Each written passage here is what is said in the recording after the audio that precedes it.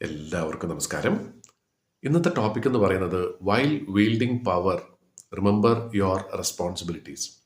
അതായത് വേറൊന്നുമല്ല, നമ്മൾ ഒരു അധികാരത്തിൽ ഇരിക്കുമ്പോൾ നമ്മുടെ ഉത്തരവാദിത്തങ്ങളെ ഒരു കാരണവശാലും മറക്കാതിരിക്കുക. വളരെ പ്രധാനപ്പെട്ട ഒരു കാര്യം, നമുക്ക് എല്ലാവർക്കും അറിയുന്ന കാര്യം തന്നെയാണ്. പക്ഷെ പലപ്പോഴും നമ്മൾ ആ ഒരു അവസ്ഥയിൽ എത്തുമ്പോൾ ആ ഒരു കാര്യം നമ്മൾ നിറവേറ്റാറില്ല, മറന്നു പോകാറുണ്ട്. അത് രാഷ്ട്രീയപരമായിട്ടുള്ളൊരു പൊസിഷൻ ഇരിക്കുകയാണെങ്കിലും അതല്ലെങ്കിൽ എന്ത് ചെറിയൊരു പൊസിഷൻ ആണെങ്കിൽ പോലും നമുക്ക് അതോടൊപ്പം കിട്ടുന്ന ഫ്രീ ആയിട്ട് കിട്ടുന്ന ഒരു കാര്യമാണ് നമ്മുടെ റെസ്പോൺസിബിലിറ്റീസ് അല്ലെങ്കിൽ ഉത്തരവാദിത്തങ്ങൾ. നമ്മൾ ആ അധികാരം ദുർവിനിയോഗം ചെയ്യാതിരിക്കാനായിട്ടും ശ്രമിക്കുക.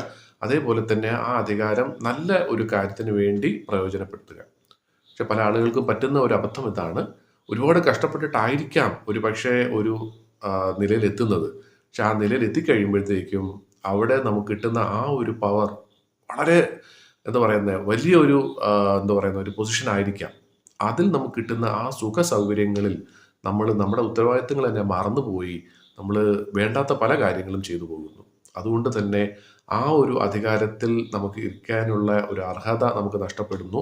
അധികം വൈകാതെ ആ ഒരു പൊസിഷനിൽ നിന്നും നമ്മൾ താഴേക്ക് പോകുന്നു. അപ്പം നമ്മൾ ഓർക്കേണ്ട ഒരു കാര്യം ഇതാണ്.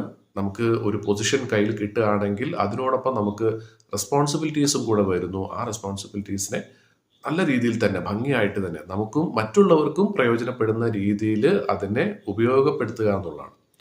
ഇനി ഇതോടൊപ്പം തന്നെ അർത്ഥശാസ്ത്രത്തിൽ ചാണക്യൻ പറയുന്ന ഒരു കാര്യം കൂടെ. ഉത്തരവാദിത്തങ്ങൾ എന്ന് പറയുമ്പോഴത്തേക്കും എപ്പോഴും 24 മണിക്കൂർ നമ്മൾ പണിയെടുക്കണം എന്നുള്ളതല്ല.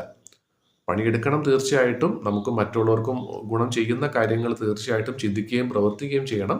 പക്ഷെ അതോടൊപ്പം തന്നെ ഒരല്പം സമയം നമുക്ക് എപ്പോഴെങ്കിലും ഒരു വിശ്രമമോ അല്ലെങ്കിൽ നമുക്ക് ഒരല്പം സന്തോഷം തരുന്ന കാര്യങ്ങളിലും നമ്മൾ തീർച്ചയായിട്ടും ഏർപ്പെടണം.